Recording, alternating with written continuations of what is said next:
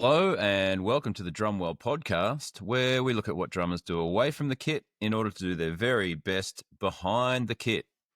And today, I just thought I would talk about those three letters or those three words that drummers potentially dread: RSI, or repetitive strain injury. Why am I talking about this? Well, I've got a little elbow thing going on at the moment. I went and saw my physio the other day. And I just thought, hey, this is a pretty interesting thing and something that we all potentially will face at some stage or another. I've never actually had an elbow problem before. Mine's not totally caused by drumming either, I don't think. I've sort of done that process of elimination where I've gone, all right, what have I been doing differently? Because I've been doing a lot of different things lately. So I think my main cause, we had a lot of rain here in Brisbane where I live over the last sort of month or so. And so I've really leaned heavily on my rowing machine for my cardio, because generally I would ride a bike. I would head up to the park and do sort of runs with sprints as my cardio. But with the rain, I don't like getting drenched. So I've really been relying heavily on rowing. And obviously with the rowing technique, you're sort of, I'm not going to do it here, but there is a technique, but you definitely got some flex there, and potentially the wrists are not staying as neutral as they could. And you've obviously got a lot of muscles and tendons in your forearms. So I'm actually feeling a little bit of elbow tension right in here in that sort of bone. Look, it feels like it's on top of the bone, but it's obviously actually tendons and stuff. I've got a little bit in this arm, but I am right hand dominant. Now, obviously, those listening, not watching, I'm pointing at my left elbow at that sort of bone on the exterior, not the actual knobby bit of the elbow, but the little one of the bones that sits on the outside of my elbow. That's where I'm feeling the soreness. Now, I think it's from the rowing because, yes, as I say, I've been rowing a lot. I've also been doing bench press with a bar. Like, I haven't done that in a long time, but I did Lee Stanton of General Strength Co.'s strength course. So I did that for 8 weeks, and so I got back into bench pressing.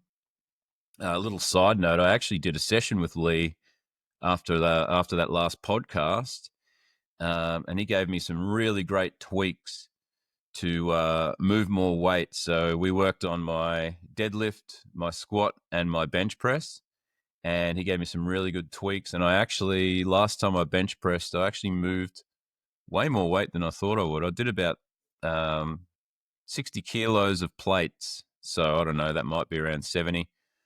But it was quite easy. However, I started feeling this elbow pain. And so I like to listen to my body. I think that's something that I guess, develop a bit more as you age. And so I realized it wasn't just a bit of soreness. It sort of stuck around for a couple of weeks. So I booked in to see the physio and had some work done on it. Now, the forearm in particular, there's about 20 muscles in your forearm, and there are numerous tendons. Now, the tendons attach the forearm muscles to the bones of the wrist and the hand, and also up to the elbow. My physio actually said that he uses wrist and elbow interchangeably because it's all connected. All those are connected through there, from what I understand. Also, I'm not a medical professional. I'm just talking about my own experiences here. So I would highly recommend, if you are experiencing any pain, don't take my word. See a professional. See a physio, see a myotherapist, get some acupuncture, see your GP. There's definitely a lot of professionals out there. I'm just talking about my personal experiences, what I've done, and I've also just done a little bit of research on just your basic RSI that can affect drummers. So I'll just talk a little bit about the forearm. Taking a few notes here. There's 20 muscles and numerous tendons in the forearm. You've got your anterior compartment, which is your flexors. So there's about 8 or 9 muscles in there, and as the terminology says, flexors. That's basically for flexing. So you can flex your wrist, your fingers, your thumb, and then you've got your posterior compartment, which is the extensors. So there's about 11 or 12 muscles there, and that's for doing all your extending. You're extending your wrist, your fingers, your thumb. Yep, tendons attached to the forearm muscles. Tendons attach the forearm muscles to the bones of the wrist and hand, and obviously they also attach to the elbow. They call this like tennis elbow or golfer's elbow. I've done neither of those things, but that's just sort of a common term. But it's basically an irritation of the tissue connecting the forearm muscles to the elbow. And it's really, from what I understand, it's really sort of inflammation of your tendons. Now, the way my physio described it, I could be wrong. If you'd like to correct me, please do it in the comments of wherever you're listening or watching. But what he explained to me was that your tendons are all basically these sort of kind of straight little tube sort of things, obviously connecting muscle to bone. And when you get this sort of inflammation, if you ignore it, because they should be sort of fairly straight, but if you ignore it, they can become wavy, and you don't want any sort of blood pumping through your tendons. They're just sort of, but they can become wavy, and I guess he said they can sort of start taking blood on, and then that's when you get some real problems and potentially have to have surgery. I'm all about trying to heal without sort of surgery or cortisone or any of that sort of stuff. So I do like to get onto these issues as soon as I notice them. And that's, like I said at the very start, just listening to your body and getting better with listening to your body as you age. If I could encourage younger drummers to do anything, it would be to listen to your body and to look after it from the young age, because I guess a lot of guys kind of my age, um, I'm in my 40s, probably didn't start warming up or doing all that sort of thing until they're sort of, mid 30s like I did. A lot of guys just kind of, when you're young, you just recover so quick. Your body's very, it's an amazing piece of equipment, and it really adapts to your environment and to what you do, and it can take a lot of punishment. But I think if you can get that mentality of like looking after it from a younger age, you will most definitely um, be in pretty good stead to keep things going and really keep your body in great shape to keep drumming.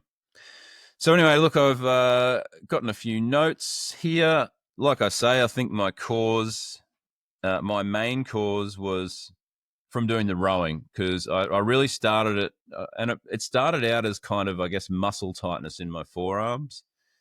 And I was doing a lot of rowing, a lot of bench press, and a lot of bicep curls, like, I guess, holding the weight with sort of my palms to the ceiling. Now, my physio said that because I've got onto it pretty early, I don't need to stop doing everything, but I will stop rowing. I definitely don't need to stop drumming, which was the first thing he said. Um, I will stop with the rowing. I will stop with the bench press. And for bicep work, rather than your traditional, when you think of a bicep curl, the way you hold the weight, do more of a hammer grip. So basically, if you're clenching your fist, you would have, like, I guess, your thumb pointing to the ceiling, holding it like you'd hold a hammer, and do hammer grip bicep curls. But really, I just want to talk about uh, prevention and managing RSI for drummers, because something else that Lee touched on when I spoke to him on the last episode was really making sure that your wrists, your elbows, your shoulders, and your legs, you do work on those. So they're kind of the main areas where you might get RSI. I guess legs in general, maybe ankles and knees, especially some of the death metal sort of players that are really hitting those high speeds. And you also want to keep your core quite strong. I find that a strong core really helps with all that leg stuff. But look, just a few things I've written down. Root causes of RSI in drummers is like wrists, elbows, shoulders, and legs. So with the wrists, it's sort of overuse from repetitive strokes and fast tempos. If you've got like a tight grip or poor stick control, you might be over tensing your wrists, or there might be some wrist lock. So that's where if you get a good fulcrum, really work on that and really work on your technique, and just be relaxed. I think that's something we learn fairly early on, is to just relax when you're drumming. If you've ever had any sort of lessons, that'll be something that you'll learn straight away, is really how to hold the stick. You really want to hold it between your thumb and your forefinger, and then wrap your other three fingers around it fairly loosely, but so you've still got a bit of control. And then obviously as we get faster, you might be using your fingers more so. I've actually seen guys that independently use their fingers, and I've actually been trying a little bit of that. So that's wrists. Elbows, it's basically tendon strain, which is what I have in here in my elbow. It's a bit of tendon strain from repetitive motion. It can also be caused by sort of hyperextension due to poor angles. That could be sort of aided with ergonomic setup and stuff, which I will talk about. Also, insufficient warm-ups or recovery time. I think warming up is really important. It's, as I said earlier, it's something I didn't do for, the first few years of playing in bands and stuff, but it's something I have done, especially in my, 20 plus years of touring. And I've ramped it up a lot more. I've gone from hitting a pad for 10 minutes before I play to now doing like pad work, leg work, almost a full body workout, like mainly body resistance or with resistance bands, but I'll do like a full workout before I play, not to the point of exhaustion, just to get the blood moving in my body, and just feel like everything's warmed up, particularly in cold places. I found, like, say, my hands and fingers and feet would feel that cold. So getting those warm and ready, I think, is really important. Shoulders. I've had a couple of shoulder things. I had a shoulder thing here earlier late last year, early this year, which I had PABs, my myotherapist, work on a year ago, and also had my physio work on it, and doing various exercises. And that was sort of when I was talking a bit about prehab as well, where all the exercises I got to fix my right shoulder, I just started doing on my left, which wasn't sore, but I thought, if it's going to help the right, then it's going to help the left. So I guess with shoulders, excessive elevation. So if your cymbals are really high and you're doing that a lot, this will once again go back into ergonomics, which I'm going to talk about a bit later. Poor posture. So if you sort of slump down and you're doing this, and obviously imbalance between dominant and non-dominant sides. Like, I'm right-handed, so I'm definitely more dominant with what I hit. My right hand is doing a lot more than my left. But I am really trying to, with my practice, with my drills and stuff, really trying to, I've always actually tried to do that, really get my left side going a lot more. Even with the feet, I was just at a regular drum hangout that I go to at Scotty Wade's drum school, STW drum school. He does one of them once a month if you're interested, if you're in Brisbane. Really cool. But there was a young fella there, and he was sort of wanting to get a bit better with his double bass playing. And I told him what I did years ago was basically just play basic beats, but I would sort of try and use my left foot as the kick drum, and I wouldn't use my right. So it feels weird at first, but it definitely helps just build up a bit more independence, because I'm right dominant. I feel better with my right, but if I can use my left, then that's great. And there has even been times where, say, your right pedal might blow out during a song, and you can actually finish the song with your left foot just because you've built up that sort of extra strength. So I guess going into, root cause of RSI in your legs, so that's sort of hips, knees, ankles. Um, Mainly overuse from kick pedals and double bass. You could get some strain from like heel toe or heel up, uh, or even heel down. You might get that strain down the front of your shins. So all that is, connected by tendons. And again, ergonomics, poor throne height, poor posture. So, like I said earlier, I really like to try and fix things without, I guess, surgery or sort of, drugs, taking things, depending on what it is, obviously. But I don't really like. I've never been one to try and get sort of cortisone injections. I would much rather try and like fix it through seeing a physio or a specialist, a myotherapist, an acupuncturist, sort of get those, loosen up those muscles. The first thing my physio said the other day, particularly about the left arm that I am experiencing a bit of tennis elbow in, was how tight my forearms are. So, one thing is one of these. I keep getting recommended these. I'm not great at using it, but for those listening, there it is. It's a little massage gun. So basically, I can put my arm into different flex points and then use the massage gun. I'm demonstrating on the video, but if you're listening, I'm basically going from my elbow down to my wrist and just loosening that tension in those muscles, top side and also bottom side,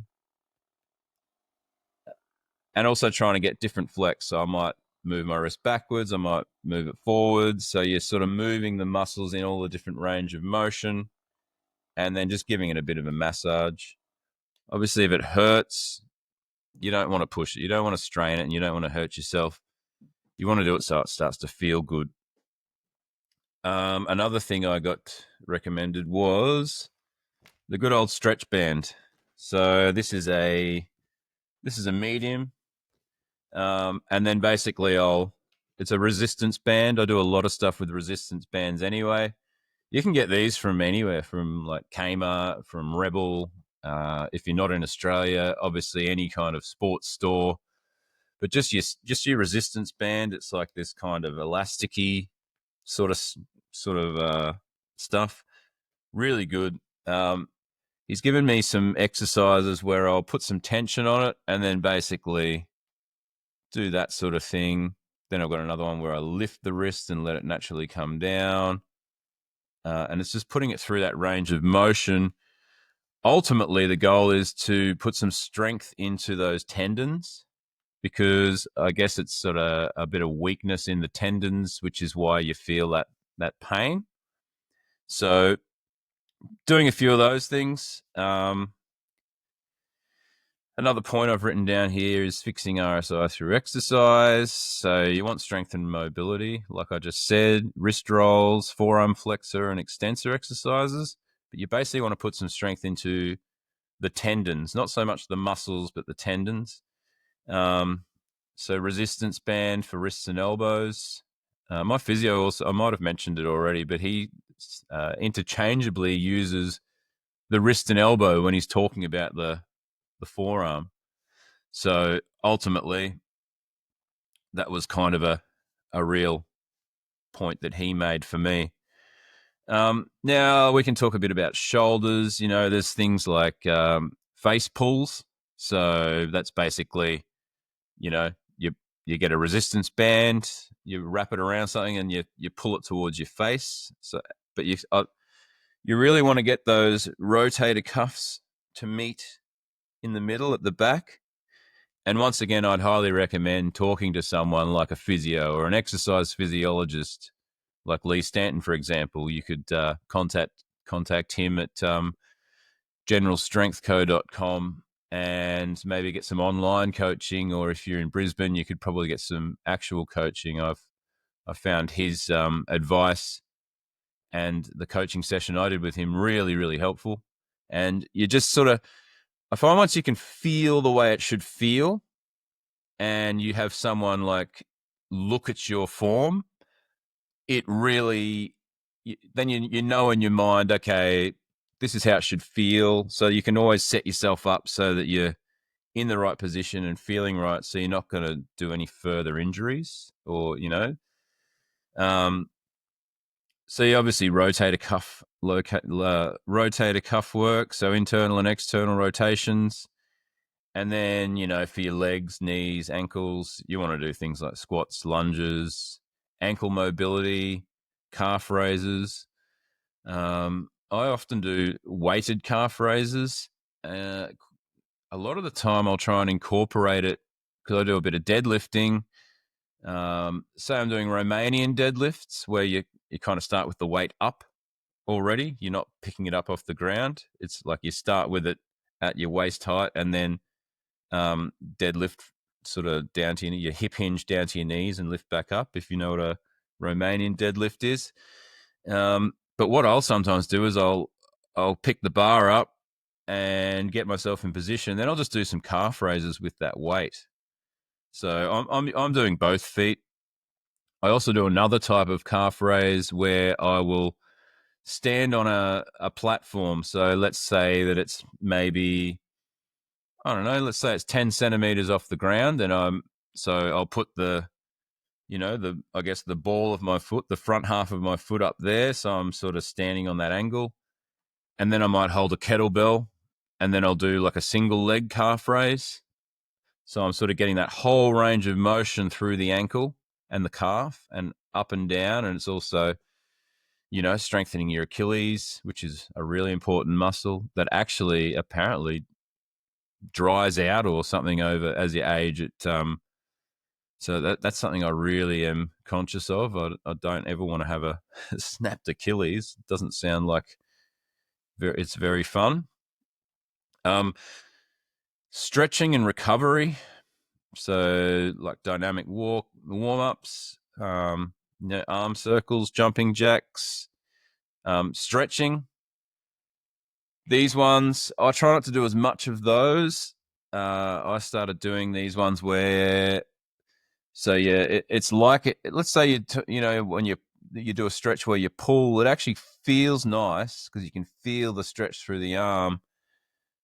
I forget there's different types. I forget the name of it, but if let's say you pull down, there's one where you put your arm in front, your hand in front, and you push against it like that, and that is a stretch. I forget the type. Maybe it's an isometric stretch, but still putting the blood in the muscles, but you're not sort of overstretching it, like say opening a car door too far.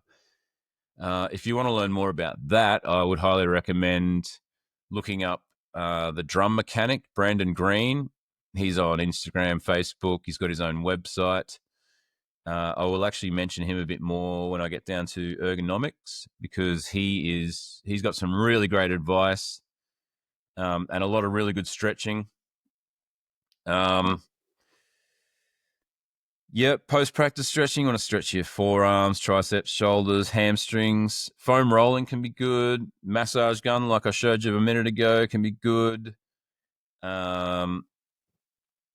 And then technique is really important. So as I said earlier, relaxed grip and posture. You want to try and use the rebound to your advantage, not so much like forcing it.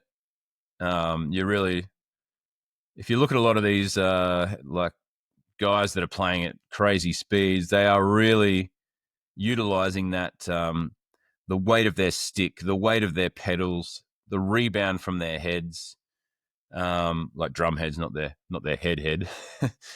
um, but they're really utilizing all of that stuff.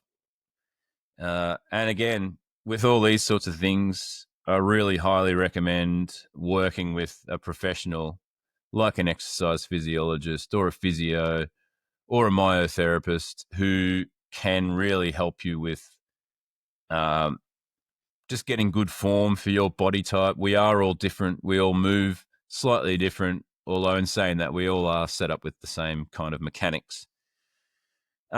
Something else I've probably mentioned on this pod before, that I did study a nutritional therapy course purely for my own benefit, because a few years back my GP said I don't need supplements. I'm getting everything I need from my diet. And I thought, well, I'd like to understand that a little bit better.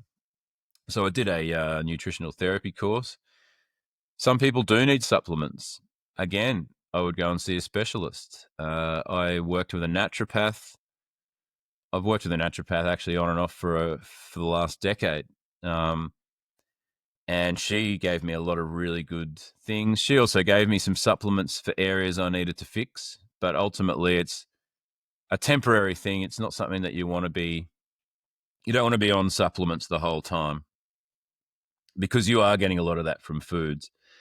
However, after I saw the physio, I decided myself that perhaps I would try and supplement some omega-3s again. So I have some fish oil tablets. I've got a strong one, so I only take one a day, because I do probably get the omega-3s out of my food. A couple of foods that are good for it is like salmon, or a lot of fish has omega-3s, thus the fish oil.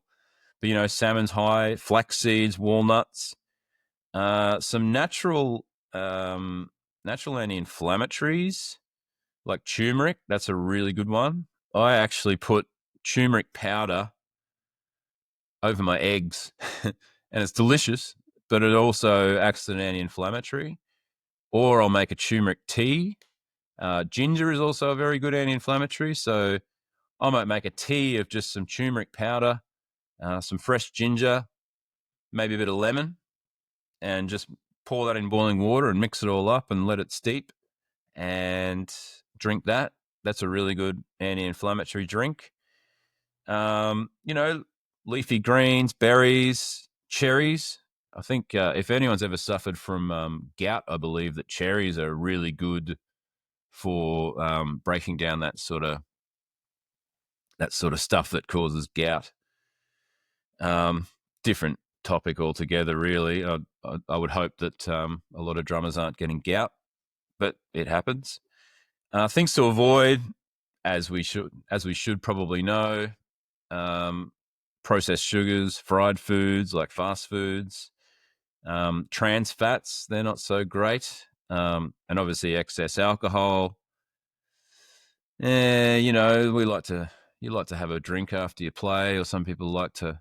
But I actually find that most drummers that I talk to kind of struggle to really get hammered and play well. So it's more of an after show thing. But I think I don't really drink much these days. I might have a beer from time to time, but mine was because of hangovers. It was really nothing to do with initially nothing to do with playing or performance, because, like I say, I never really was a drinker before I played. There was a time where I might have one beer before I played, but it was really I didn't feel good if I consumed too much alcohol before playing. It was more of an after show thing, and it was really quite easy to not do that as well.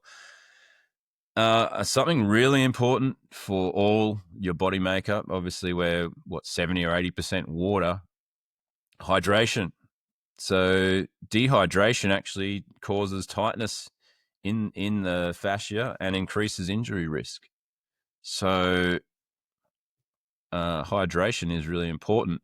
You actually lose, I can't remember, you actually lose a couple of, like a liter or something of water just from sleeping.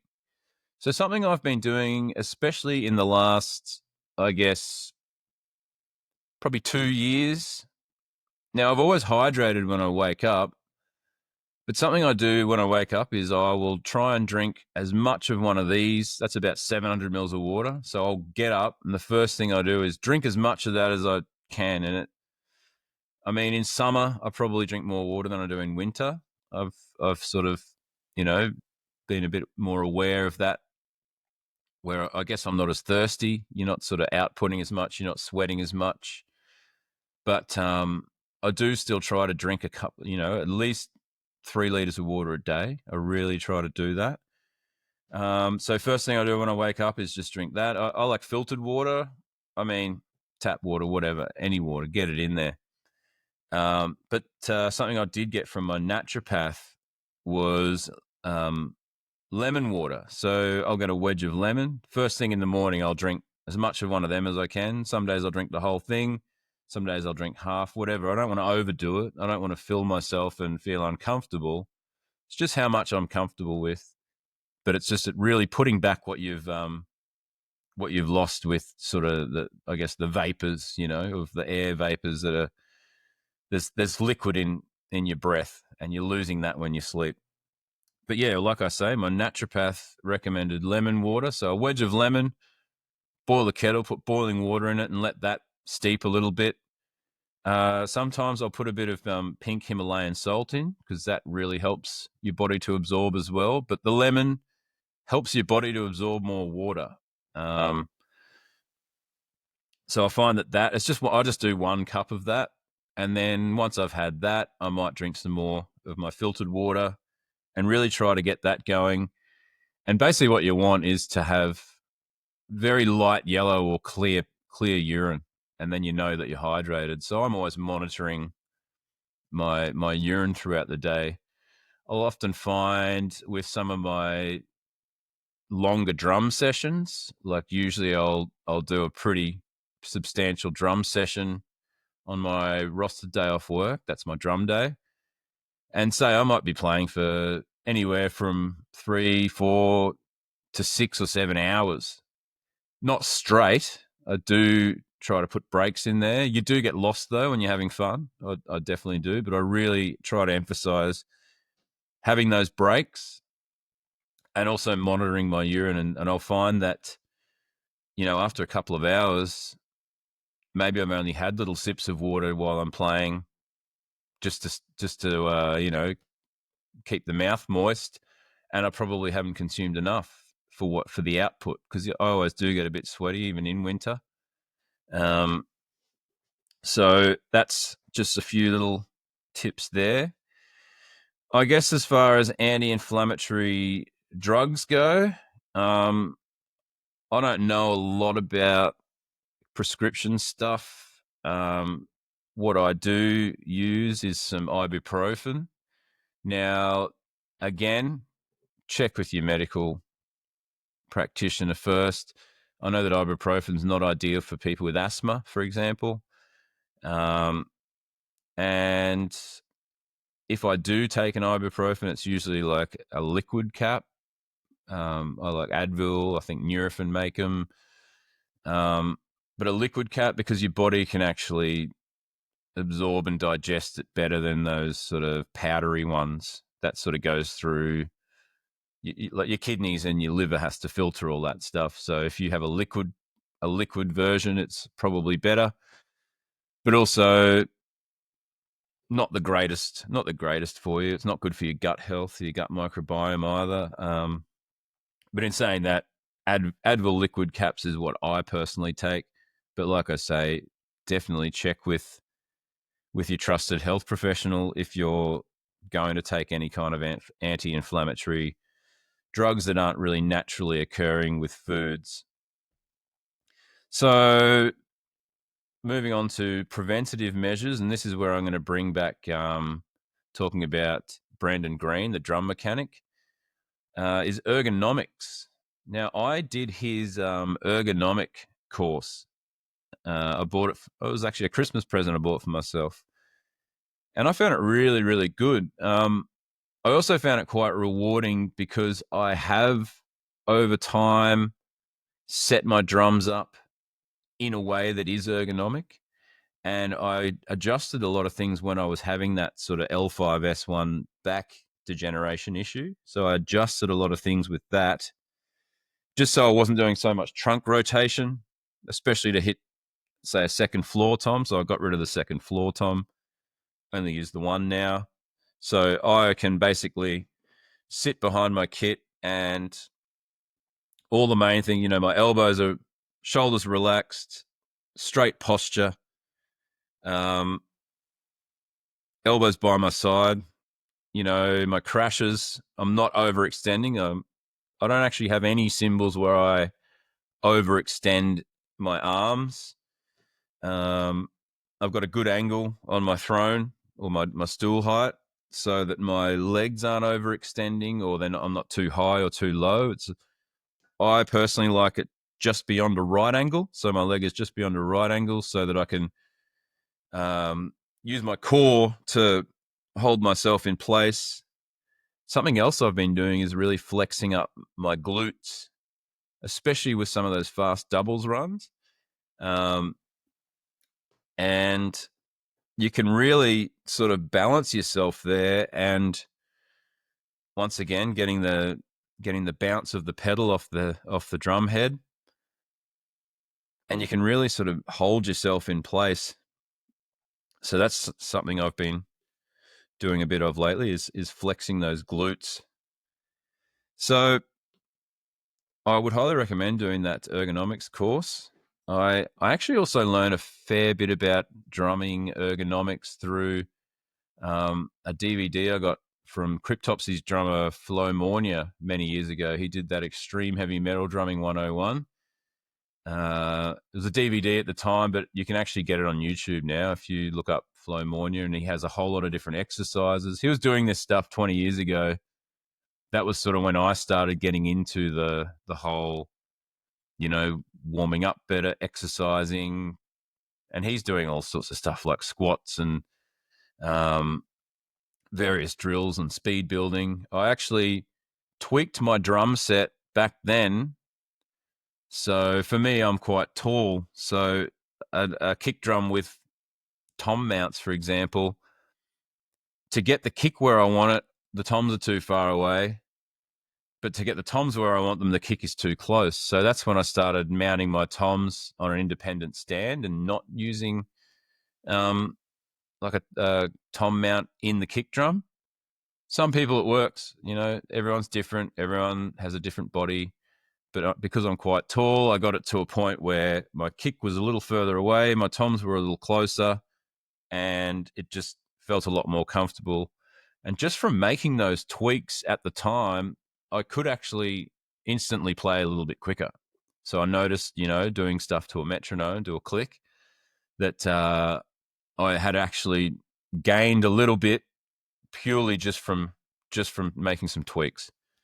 So it's something to look at. But once again, the drum mechanic, Brandon Green, or if you want to look up YouTube, Flo Mornier of Cryptopsy, Extreme Heavy Metal Drumming 101, I believe it's called. That will really give you some good tips. And like I mentioned before, when you're practicing, I certainly am bad for it. I do get really caught in the moment, and suddenly hours have passed, and I've not hopped up, and my ass will start going numb, and I'm wearing my Vic Firth noise cancelling headphones, so I'll feel it across the top of my head a bit, and I've got to have a rest. It's probably recommended to have a break at least every 45 to 60 minutes, so you can get up and move around when you're practicing. Unless you're doing like, let's say, like a Dan Presland, who was recently doing 2-hour sets with Neo Blivascaris. I actually caught the last show of their Aussie tour, which was soon after I had him on the pod, and it was amazing, like just to see him. Now he does have little breaks through the set, but nothing major. Like there might be a little bit where there'll be a solo, like Tim might do a little bit on the violin, or there might be a guitar solo, and the rest of the band leaves the stage. So he does get to get up and move around a little bit, which is good. But that 2 hour extreme drumming as a show, amazing. Like props to him for that. I think the longest I've played is maybe just over an hour, maybe an hour and a quarter. But yeah, generally about an hour. But if you can have like a little break every sort of 45 to 60 minutes, and then if you're practicing, like I said before, try doing it with different limbs. Try playing open-handed, and then just try to avoid overplaying your dominant side. If you can get if you can get your less dominant side to do a little bit more work, you're evening it out a little bit more. But we all have a dominant side. There is some freaks like you got like your Rob Brenz or your Robin Stone who do play a lot of open hand and who can just interchangeably but that's all practice, and that's something that they've done and they've worked on, and they make it look easy now. But you also need to think about the time and the hours and the effort they put in to get to that point. So a couple of little other things that might help. Something I do, mind and body awareness is helpful. Yoga and Pilates. I meditate a lot. Like I meditate every day. I think I'm on a 583 in a row of meditating. And one of the meditations I do is a body scan, where I would recommend listening to a guided one so that you can sort of get the hang of it. But it's really like you'll do some breaths. I do a lot of breath work as well, but you'll do some breaths, and you can really when you start to get the hang of it a bit more, you can really you can scan through your body. You sort of think about the top of your head and the bottom of your feet, and then everything in between, and then you can sort of pinpoint areas. So, like, let's say I had a sore shoulder. I could actually breathe into that shoulder point by just like thinking about that point and breathe into there and release. And I can't explain it. I think it's something that you need to work on. I guess that's why they call it a meditation practice. But you you can actually relax and release these things. Some good ones. A lot of these meditations might tell you to relax your jaw, and relax your shoulders and take a breath and breathe out, and you can really feel that release when you exhale. It's quite amazing, especially when you do it a bit more. There's no right or wrong way to meditate. I think it's really just sitting there in that silence and being present, really focusing on your breath or focusing on parts of your body, doing that body scan. I find that it helps. That just helps me. Some people like yoga. I tried yoga. And now, to be honest, I actually do quite a lot of yoga moves as far as stretching goes, but I wouldn't say that I'm sort of like a namaste, holding poses for too long. It's more like I'll do like your standard, say, like downward dogs. I've done a bit of the pigeon pose because that's really good for like lower back and glute muscles, like stretching all those out. Once again, I like to warm up before I stretch, so I want to get blood pumping through my muscles before I stretch them, because you don't really want to stretch cold muscles. But that could be something you could look into, particularly for balance and posture, and also, I guess, yoga, Pilates, even just body resistance training is something you can easily do anywhere. Like you can just find a space, put a mat on the ground, and you can do stuff. So if you're touring a lot, or if you're away from your sort of main setup, which as drummers in bands tend to be, you can really find a little space and just get that going. And then the other thing I would highly recommend, as I've mentioned several times in this podcast and in all my episodes, is just seeing a specialist. So I had the pain in my elbow. I had it in both. This one's not so bad, I guess, because it's my dominant arm. My right arm is not so bad. The left arm is a bit more sore.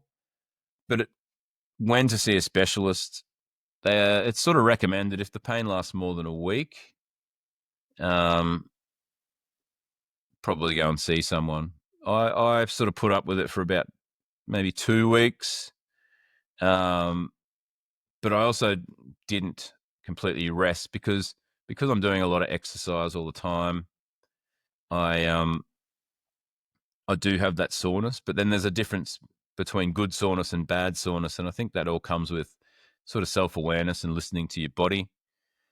But yeah, highly recommend, physios, exercise physiologists, sports therapists, whatnot. Like, very, very good at sort of diagnosing things and helping to fix things. So anyway, I think that's going to be about it. It's going to wrap it up this month. RSI, repetitive strain injuries. If we can avoid them, let's avoid them. But if we do get them, let's just look at ways we can fix them and prevent them.